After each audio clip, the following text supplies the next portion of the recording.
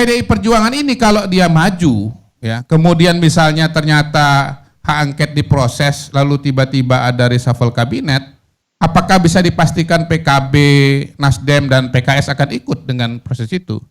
Ataukah misalnya akan mundur teratur? Kalau ramalan Anda? Iya, ramalan saya mundur teratur, Bang. Selamat siang para pemirsa, salam hangat dari studio kami, semoga Anda semua dalam keadaan baik-baik saja. Mari kita mulai dengan berita terbaru hari ini, tentang maju mundurnya hak angket kecurangan pemilu. Kami kutip dari acara diskusi TV One Indonesia Lawyer Club, Bang Kodari yang terkenal cerdas dalam memprediksi perpolitikan Indonesia, beliau tampak pesimis jika hak angket bergulir, bahkan beliau meramalkan pihak yang mengusulkan hak angket itu akan mundur teratur, alias batal. Lalu apa alasannya kok bisa memprediksi batal? Mari kita simak bersama-sama. Karena Kodari disebut berkali-kali, saya persilakan Kodari jawab. Iya. Itu tandanya sayang tuh Pak Datuk. Iya, makasih. Jadi pertama-tama karena ini bulan puasa, saya very I'm sorry, ya.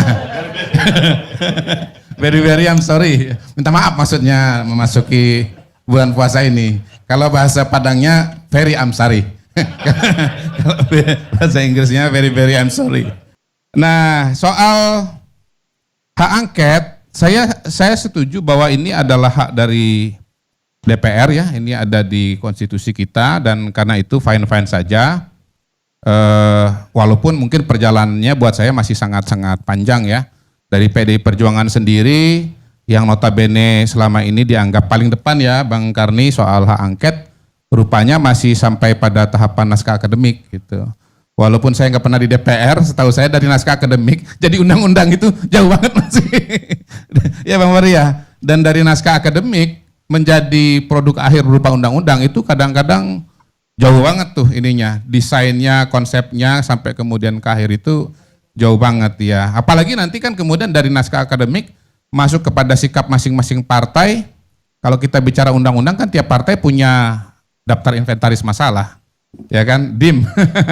Yang kemudian akhirnya pertemuan dari berbagai macam DIM atau ya operasionalisasi dari sikap politik itu kemudian akan berujung pada katakanlah moderasi gitu, yang ya akhirnya menjadi sebuah katakanlah undang-undang yang kalau kita bicara angket pada hari ini dia merupakan suatu sikap akhir.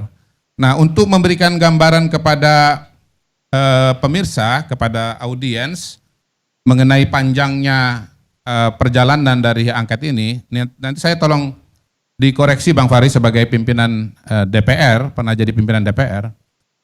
Pertama nanti akan ada pengajuan usul hak angket, tadi yang disebut berkali-kali, ya, dari Mbak Lulu katanya, ya tadi 7, kemudian dari PDIP baru 1. Saya kan cuma merekap saja apa yang sudah disampaikan kan. PKB 7, PDI 1. Kalau benar PDI 1 ini menjadi yang menarik ini. Kok PKB-nya 7, PDI-nya baru 1? Ini rekapitulasi atau ramalan? Enggak, rekapitulasi dari apa yang disampaikan. Gitu. Oh, ini sebelum saya lupa, tadi disebut mengenai ramalan sampai angka 16% ya, saya ya. Itu hoax, itu betul-betul hoax Bang Karni. Jadi saya waktu itu menyampaikan temuan survei dari berbagai lembaga mengenai elektabilitas paslon di DKI Jakarta. Ini klarifikasi Bang Adian, bukan apa perencanaan kecurangan atau perencanaan angka perolehan capres pada tingkat nasional. Nanti dipanggil waktu hak angket itu, dijelaskan. Boleh. Dijelaskan waktu hak angket. Boleh. Bahkan saya mau challenge saja yang bisa membuktikan bahwa itu adalah perencanaan atau angka survei nasional, itu saya challenge seharga GLS 450. Iya, saya tantangin. Kalau Anda salah, Anda kasih hadiah kepada saya senilai harga GLS 450 terbaru. Sebaliknya kalau Anda bisa membuktikan bahwa saya merencanakan angka nasional, saya akan kasih Anda seharga GLS 450 versi terbaru. Ya, itu untuk menunjukkan bahwa saya berani challenge gitu ya. Jadi Bang Adian kalau mau jawab challenge saya tunggu ini. Saya tunggu ini. Saya membuktikan bahwa itu betul-betul hoax. Dan hati-hati zaman pemilu seperti ini, zaman kontestasi seperti ini banyak hoax. Nah, soal tadi soal hak angket, jadi saya bacakan ini. Tahapannya pertama pengajuan usul hak angket. Nah, ini kan belum dapat angkanya 25 ini dan belum 2 fraksi. Dua fraksinya sudah, tapi angkanya belum 25. Nanti dibawa ke rapat paripurna. Benar, Bang? Setelah lengkap baru dibawa ke rapat paripurna. Dibamus dulu. Bamus dulu. Oh iya, kalau begitu tambah panjang lagi. Iya, tambah panjang lagi. Intinya kan nanti dibawa ke rapat paripurna ya, akan diterima atau akan ditolak. Bisa dua-duanya. Kalau ditolak, batal dong, nggak bisa lanjutkan. Ini bang, bang. Ini biar audiens pada dengar. Setelah orang itu menandatangani 25 ini tanda tangan, 2 partai, 2 fraksi, dia menyurati pimpinan bahwa ada usulan ini. Nanti pimpinan memanggil rapat bamus yang terdiri dari semua partai politik. Di rapat bamus bisa dibatalkan kalau partai-partai ternyata nggak setuju. Kalau voting di jadi bamus, tidak otomatis bisa ke rapat paripurna ya? Belum tentu masuk. Gitu. Kalau disetujui oleh pimpinan baru ke rapat paripurna. Baru masuk rapat paripurna, mereka menunjuk perwakilan untuk membaca di sidang paripurna. Setelah dibaca sidang paripurna barulah dibahas voting begitu. Voting ya. Kalau di situ nggak disetujui udah selesai. Selesai. Kalau disetujui ada panitia khusus, pansus. Dibentuklah pansus, partai-partai mengirimkan anggota. Semua fraksi ada di situ. Dan di paripurna itu harus lebih dari 50%. Iya, betul. Disetujui di paripurnanya harus lebih dari 50% dari yang hadir. Betul. Jadi untuk setujunya itu lebih dari 25%. Intinya nggak jadi lah. Kemudian, jangan Bang, ini biar lengkap. Abang jangan langsung kesimpulan. Maksud saya justru menjelaskan itu. Dari situ kalaupun ada pansusnya, lalu melakukan penyelidikan dan menghasilkan laporan panitia angket, kan begitu kan? Ada timelinenya, dikasih waktu. Lalu kemudian pakai Mbak, pakai ini Mbak, pakai mic Mbak. Ya, gimana? Jadi tadi diselidiki, kemudian menghasilkan laporan temuan. Dikasih waktu biasanya. Ya. Jadi dikasih waktu misalnya berapa bulan untuk menyelesaikan itu. Beberapa bulan. Misalnya hak angket Senturi berapa bulan? Ya kalau kita lihat bahwa periode ini sampai di bulan Oktober ya pasti mau tidak mau nggak mungkin lewat dari Oktober. Oh ya, oke. Tapi nggak ada angka fix di situ ya, berapa lamanya ya? Ya, yang terdahulu itu bisa sampai 6 bulan. Bisa sampai 6 bulan. Bisa sampai 6 bulan. Kemudian temuan itu dibawa lagi ke rapat paripurna. Benar begitu ya, Bang Fahri ya? Dibawa rapat paripurna, baru kemudian nanti akan keluar rekomendasi, ya kan? Ya, rekomendasi dulu baru paripurna. Rekomendasi dulu baru paripurna. Nah, saya ngelihat kasus, ini saya bukan orang hukum ya, tapi saya mencoba, tim saya suruh untuk ngecek kasus-kasus yang sudah ada. Ini supaya konkret Bang, bayangannya ini konkret. Kita nggak ngomong awang-awang atau omon-omon saja ya gitu ya. Studi kasus hak angket Senturi, studi kasus hak angket penjualan kapal tanker Pertamina, studi kasus hak angket Pelindo II. Dalam kasus yang pertama diserahkan kepada penegak hukum ya. Dan ada yang diproses secara hukum dari Bank Indonesia, dari Bank Senturi, begitu ya. Ya, jadi akhirnya proses hukum. Waktu itu seingat saya ada sinyalemen mengenai adanya distribusi uang kepada partai politik tertentu. Betul ya Bang Fahri ya? Kecurigaan, tapi tidak terbukti ya pada waktu itu ya. Oke. Dalam kasus hak angket penjualan kapal tanker Pertamina, dalam hak angket Pelindo II, intinya semuanya rata-rata dikembalikan kepada penegak hukum ya. Gitu. Nah, jadi Bang, dari penjelasan tadi, dari cerita tadi, sebetulnya kita bisa mengatakan memang perjalanan hak angket ini masih amat sangat panjang gitu. Bahkan ini belum tahap 1 Bang. Tahap 1 pun belum. Jadi nggak perlu lah ya. Bukan, saya nggak mengatakan perlu. Ini saya nih adem nih Bang ya. Jadi di dalam konstitusi kita ada, tapi kita nggak boleh berhenti di sana. Kita harus kembali kepada tahapan yang ada, proses-proses yang ada. Jadi kalau Abang tadi ALC ini pertanyaannya atau judulnya itu apa tadi? Hak angket. Jadi tidak jadi. 01 dan 03 takut gitu ya Bang ya? Kenapa takut? Kenapa takut ya? Jadi sebetulnya memang ini masih statusnya memang belum jadi nih Bang. Karena memang belum masuk kepada prosesnya sama sekali gitu. Jadi saya tidak mengatakan bahwa ini gagal atau berhasil, saya cuma menceritakan bahwa ini perjalanannya amat sangat panjang gitu ya. Dan Bang Ferry, I'm sorry, saya tidak membantah Abang. Sorry, saya mau menjelaskan. Saya tidak membantah, saya mengatakan saya setuju dengan adanya angket, Tetapi kalau saya yang ditanya sebagai orang ilmu politik atau peneliti politik, saya akan mengatakan bahwa perjalanannya ini masih sangat-sangat panjang gitu. Dan ya kita pada tahapan-tahapan berikutnya akan bertemu dengan pertimbangan-pertimbangan yang bukan semata-mata masalah-masalah yang tadi diungkapkan oleh Mbak Lulu, Bang Ferry misalnya begitu ya. Itu kita bukan hanya berhadapan dengan situasi itu, kita akan berhadapan dengan situasi misalnya begini. Saya ingat Ferry Hermawi Taslim ya, Sekjen Partai Nasdem. Ketika beliau bersama dengan PKS dan PKB melakukan press release di Partai Nasdem, beliau mengatakan bahwa kita tunggu PDI Perjuangan. Ya, kita tunggu PDI Perjuangan. Nah, permasalahannya sekarang di PDI Perjuangan apakah betul-betul akan maju atau tidak? Nah, ini juga tidak mudah bagi PDI Perjuangan, dilematis juga, Bang. PDI Perjuangan ini kalau dia maju, ya, kemudian misalnya ternyata hak angket diproses, lalu tiba-tiba ada reshuffle kabinet, apakah bisa dipastikan PKB, Nasdem, dan PKS akan ikut dengan proses itu?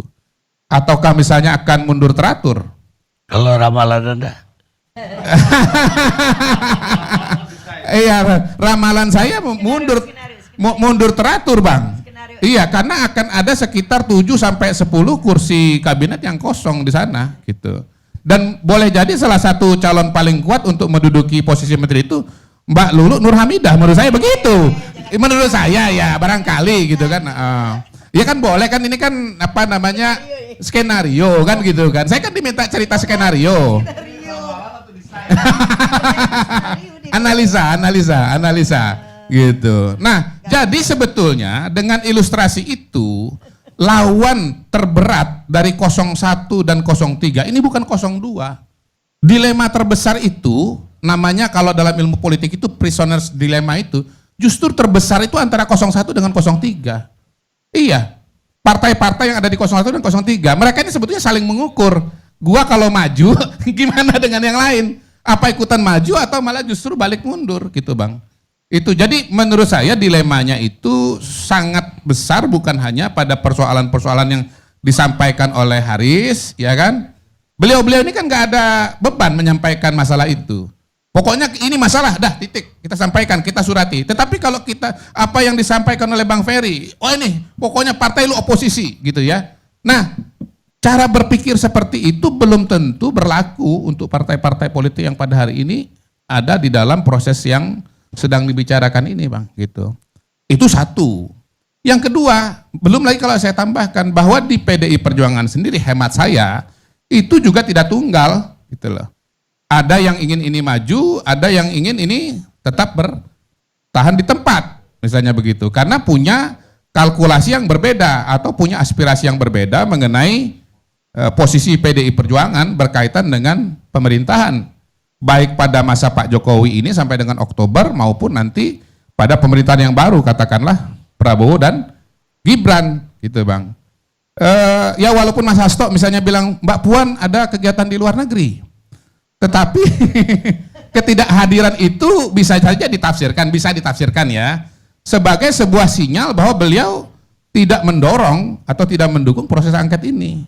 Termasuk pidato yang dibacakan oleh Pak Sumi Dasko, pidato Ketua DPR yang dibacakan oleh Pak Sumi Dasko, di mana di situ bunyinya kurang lebih adalah dalam pemilu ada menang, ada kalah, siap menang, siap kalah, gitu, Bang. Bagi sebagian orang boleh ditafsirkan itu artinya ya proses yang sudah terjadi ya akan kita terima, dan karena itu kalau kita bicara proses-proses yang akan berlangsung ke depan pasca tanggal 20 Maret, ini kan opsinya ada dua. Pertama ada hak angket, yang kedua ada gugatan ke Mahkamah Konstitusi. Bukan mustahil jalan dua-duanya, tapi juga bukan mustahil jalan salah satu saja, misalnya hak angketnya nggak jalan tapi gugatan ke MK-nya jalan. Atau bisa juga bahkan dua-duanya tidak jalan gitu. Jadi saya pada saat ini tidak menyampaikan prediksi, tapi lebih memaparkan kemungkinan-kemungkinan dan situasi-situasi yang bisa terjadi. Begitu, Bang, kira-kira, Bang. Boleh direspon, Bang? Boleh. Pertama, tapi pendek ya. Hak angket itu tidak sesulit yang dibayangkan oleh Bang Kodari. Tapi beliau benar soal pilihan politik. Pilihan politik. Sepanjang pilihan politik itu memang diinginkan, itu mudah. Kita pernah Presiden Abdurrahman Wahid ya sampai impeach malah gitu ya. Karena pilihan politiknya sedang mendukung. Pertanyaan besarnya adalah apakah ini menjadi pilihan politik partai oposisi? Kalau dilihat angkanya sangat memungkinkan. Jangankan 25, setengah yang hadir pun memungkinkan. Jangankan setengah yang hadir, setengah yang menyetujui dari setengah yang hadir, yang kurang lebih 144 minimal, itu memungkinkan karena kursi oposisi kalau dihitung dari 5 partai, itu jumlahnya 314. Pertanyaan besar dari cerita beliau soal ramalan dan desain itu adalah, apakah ada niatan politik untuk sungguh-sungguh membongkar kecurangan pemilu yang luar biasa masif itu? Demikian, Saya jawab nggak ada. Karena beliau sekarang tidak lagi di parlemen, kita anggap saja itu omon-omon. Bang, saya mau nambahin begini. Sebelum nanti ke Bu Lulu. Lanjut. Menarik ya sebetulnya yang disampaikan oleh Fahri dan juga oleh Kodari. Maksud saya kemudian simulasinya kita tambahin. Kalau jadi. Tadi Kodari misalnya udah menggambarkan belajar dari sejumlah pelaksanaan hak angket yang ujungnya penegakan hukum. Gak ada masalah dengan penegakan hukum. Penegakan hukum juga konstitusional. Tahu nggak kenapa nggak jadi? Karena salah satunya bisa mengarah kepada pembubaran partai politik. Ya itu dia. Tapi menurut saya... Mau nggak partai politik bekerja Saya untuk jawab, membubarkan Bang. partai politik? Saya jawab Ini. itu tidak mungkin, Bang. Nggak mungkin. Karena pembubaran partai politik di Mahkamah Konstitusi, bukan di DPR. Enggak, maksud Ini saya kan kalau begini. sudah jadi temuan itu bisa mengarah ke sana. Nggak mungkin. Udahlah percaya saya, ini nggak mungkin. ini. Betul, ini nggak mungkin. Demikianlah para pemirsa semuanya, berita terbaru mengenai hak angket yang diperkirakan batal, karena memang prosesnya tampak panjang dan rumit. Terima kasih telah menyimak berita dari kami hari ini. Jangan lupa untuk terus mengikuti perkembangan berita selanjutnya. Salam hangat dari kami,